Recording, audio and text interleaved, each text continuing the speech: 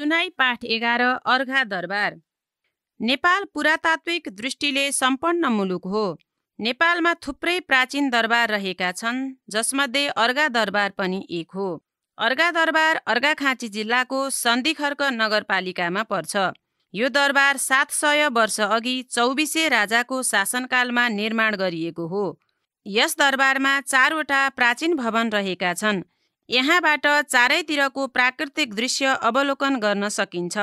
अर्घा दरबार ऐतिहासिक, धार्मिक एवं सांस्कृतिक दृष्टिले महत्त्वपूर्ण रहेको छ।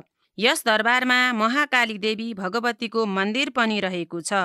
त्यसैले यो दरबार अर्घा भगवती मन्दिरका नामले समेत चिनिन्छ। यस दरबारमा वर्षौं पुराना घण्ट, मूर्ति र हतियार राखिएका छन्। अर्घा दरबारमा विजया दशमीका दिन मानिस जम्मा भई सामूहिक रूपमा टीका लगाउने चलन रहेको छ। यहाँ कोजाग्रत पूर्णिमाका दिन ठूलो मेला लाग्छ। मेला भर्न नेपाल र भारतका विभिन्न ठाउँबाट हजारौं धर्मावलम्बी आउँछन्।